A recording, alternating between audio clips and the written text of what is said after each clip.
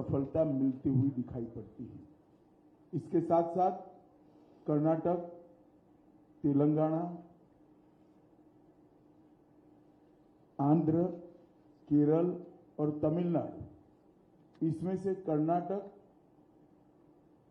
तमिलनाडु और केरल, ये 3 राज्यों में मतदान हो चुका है, कुछ बाकी है, परंतु जो शुरुआती ट्रेंड मिले हैं, दक्षिण भारत में भी भारतीय जनता पार्टी को बहुत अच्छा रिस्पांस मिल रहा है और इसके कारण हमारा 400 पार का लक्ष्य हम निश्चित रूप से सिद्ध करेंगे, ये हम सबका विश्वास बना है।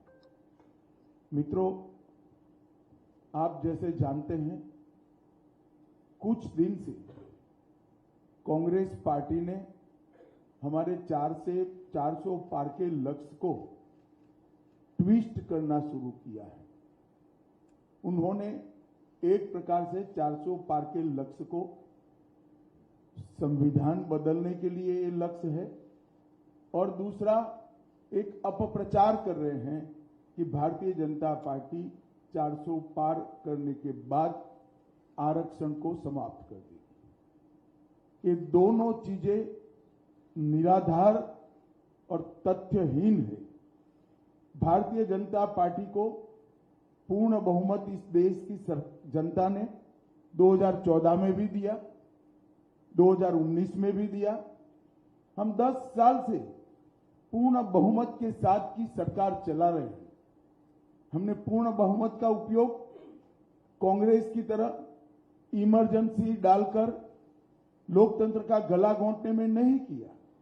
इमरजेंसी डालने के लिए, लोकसभा का टर्म एक्सटेंड करने के लिए, संविधान बदल करने में नहीं किया।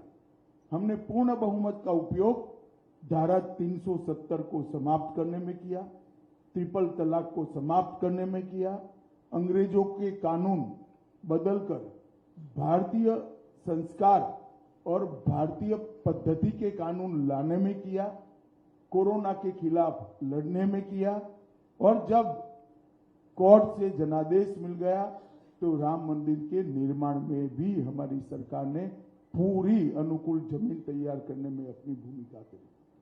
कांग्रेस पार्टी एक झूठ फैलाकर जनता के बीच में भ्रांति पैदा करना चाहती है। मैं ये बात स्पष्ट कर देना चाहता हूं कि Bharatiya Janata party ST, SC, OBC के आरक्षण की समर्थक है और हमेशा इसके संरक्षक के रूप में अपनी भूमिका निभाएगी। ये बात नरेंद्र मोदी जी ने भी कई बार सार्वजनिक भाषणों में स्पष्ट की। एसटी, एससी, ओबीसी के आरक्षण में किसी एक राजनीतिक दल ने अगर डाका डाला है तो वो कांग्रेस पार्टी ने डाला है। सबसे पहले उन्होंने संयुक्त आंध्र प्रदेश में मुसलमानों को रिजर्वेशन दिया। वो रिजर्वेशन के कारण ओबीसी का रिजर्वेशन कटा। उसके बाद में कर्नाटक में रातों रात कोई सर्वे के करे बगैर, पिछड़ापन तय करे बगैर सारे मुसलमानों को ओबीसी कैटेगरी में डालकर उनके लिए 4% का कोटा रिजर्व कर दिया। इससे भी पिछड़ा वर्ग का रिजर्वेशन कटा है। भारतीय जनता पार्टी स्पष्ट रूप से मानती है कि धर्म के आधार पर आरक्षण संविधान सम्मत नहीं है, गैर संवैधानिक है और जब भी इन राज्यों में हमारे पास अधिकार आएगा, हम ये धर्म के आधार पर लादे गए आरक्षण को समाप्त कर कर एसटी, एससी और ओबीसी को हम न्याय दिलाने का काम करेंगे। मित्रों, उनकी हताशा, निराशा इस स्तर पर पहुंच गई है कि उन्होंने मेरा और कुछ भाजपा नेताओं का फेक वीडियो बनाकर सबके बीच में सार्वजनिक किया। मुख्यमंत्री, प्रदेश अध्यक्ष, इस कक्षा के व्यक्तियों ने भी इस फेक वीडियो को फॉरवर्ड करने का काम किया। अब स्पष्ट हो चुका है। सौभाग्य से मैं जो बोला था उसका भी रिकॉर्डिंग हुआ था, तो वो रिकॉर्ड हमने सबके सामने रखा। दूध का दूध, पानी का पानी हो गया और आज कांग्रेस पार्टी के प्रमुख नेता क्रिमिनल ऑफेंस को फेस कर रहे हैं। ये जो कृत्य है वो उनकी हताशा और निराशा का द्योतक है। जब से राहुल गांधी कांग्रेस की कमान संभाले हैं, राजनीति का स्तर नीचे नीचे नीचे ले जाने का काम कर रहे हैं और ये इसका चरम लोकसभा में चर्चा न हो देना, राज्यसभा में बहिष्कार करा देना, शोर शराबे करना और निराधार झूठ बोलकर प्रजा में भ्रांति फैलाने का काम लगातार उनके नेतृत्व में कांग्रेस पार्टी कर रही है। और मैं मानता हूं कि अब फेक वीडियो सर्कुलेट कर फर्जी टाइप का जन समर्थन प्राप्त करने का एक प्रयास ये बहुत निंदनीय है और भारतीय राजनीति में किसी प्रमुख दल के द्वारा कभी ऐसा नहीं किया गया। भाई और बहनों, मेरी आप सबसे करबद्ध निवेदन है, सत्य को जनता तक पहुंचाइए। जनता को गुमराह जो करना चाहते हैं उनको अपने सिद्धांतों के आधार पर, अपने कार्यक्रमों के आधार पर और अपने घोषणा पत्र के आधार पर चुनाव लड़ना चाहिए। फेक वीडियो सर्कुलेट कर नहीं, भारतीय जनता पार्टी के घोषणा पत्र को तोड़ मरोड़ कर जनता के बीच में झूठे तरीके से रखकर चुनाव नहीं लड़ना चाहिए। 1 मिनट के लिए ये वीडियो, दोनों ओरिजिनल वीडियो और फेक वीडियो मैं आप सबके सामने रखना चाहूंगा। उसके बाद में आपसे सवाल जवाब लेंगे। धन्यवाद।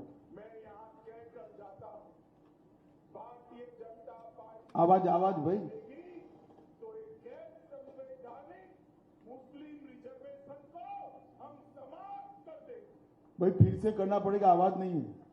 तेलंगाना के यहाँ मैं यहाँ कहकर जाता हूँ, भारतीय जनता पार्टी की सरकार बनेगी तो एक गैर बंद करो भाई, आवाज ठीक करो। पहले सवाल जवाब कर लेते हैं, बाद में वीडियो दिखाते हैं। वैसे आप सबने देखा हुआ ही है।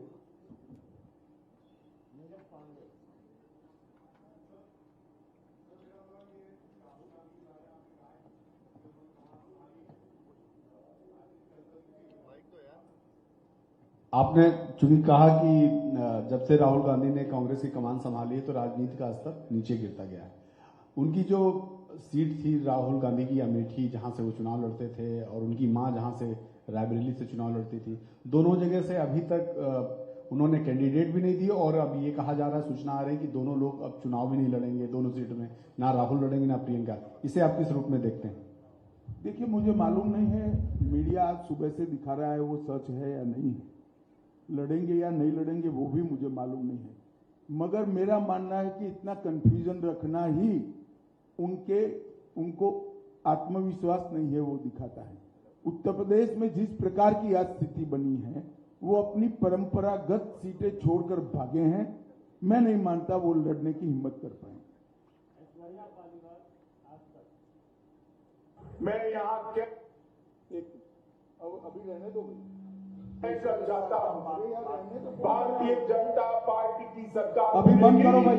तो एक गैर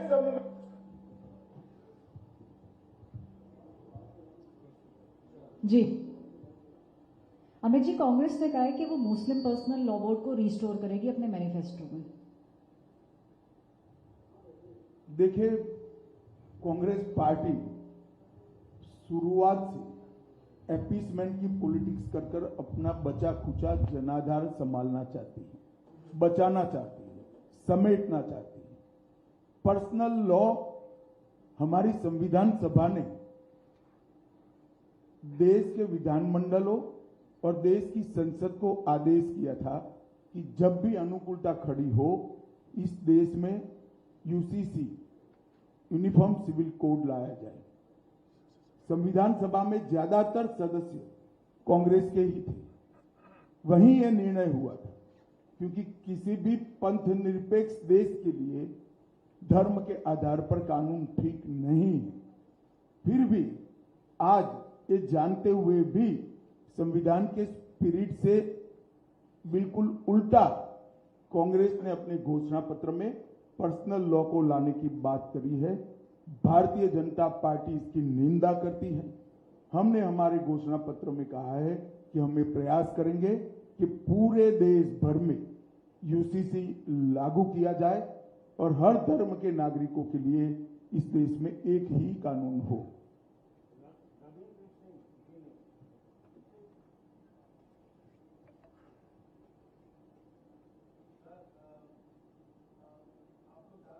नारा लगा रहे हैं, उसमें लक्ष्य रखे हैं, उसमें कर्नाटक की बात भी आपने कही है।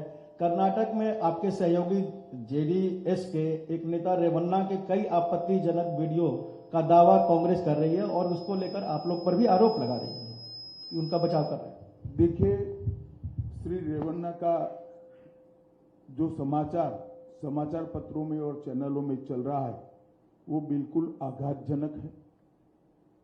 ऐसा सहन किया ही नहीं जा सकता और भारतीय जनता पार्टी का स्टैंड बहुत स्पष्ट है। हम देश की मातृशक्ति के साथ खड़े हैं, देश की नारी शक्ति के साथ खड़े हैं। नरेंद्र मोदी जी का पूरे देश को एक कमिटमेंट है कि कहीं पर भी मातृशक्ति के अपमान को सहन नहीं किया जाना। परंतु कांग्रेस पार्टी जो हम पर आरोप लगाना चाहती है, मैं छोटी सी बात पूछना चाहता हूं, वहां सरकार किसकी है? सरकार कांग्रेस पार्टी की है। फेक वीडियो आपके ध्यान में ही होंगे क्योंकि टाइम पर रिलीज किए गए हैं। और अब तक कार्यवाही कांग्रेस पार्टी ने क्यों नहीं की? कार्यवाही हमने नहीं करनी है। ये लॉ एंड ऑर्डर का इश्यू स्टेट का इश्यू है। प्रियंका जी हमसे सवाल पूछ रही है, मैं प्रियंका जी को कहना चाहता हूं, नरेंद्र मोदी जी और मुझसे सवाल पूछने की जगह आपके मुख्यमंत्री उप मुख्यमंत्री को सवाल करिए कि आपकी सरकार क्या कर रही है, क्यों जांच नहीं हो रही है। हम जांच के पक्ष में है और हमारे साथी दल जेडीएस ने भी उन पर कदम उठाने की घोषणा की है। आज शायद उनकी कोर कमेटी की मीटिंग है और कदम उठाए भी जाएंगे। इस प्रकार की घटनाओं को सार्वजनिक जीवन में, समाज में या निजी तौर पर कहीं पर कोई स्थान नहीं होना चाहिए। कठोर से कठोर कदम उठाने चाहिए। ये भारतीय जनता पार्टी का स्टैंड अफर है और उसमें कोई कंफ्यूजन भारतीय जनता पार्टी में किसी स्तर पर नहीं।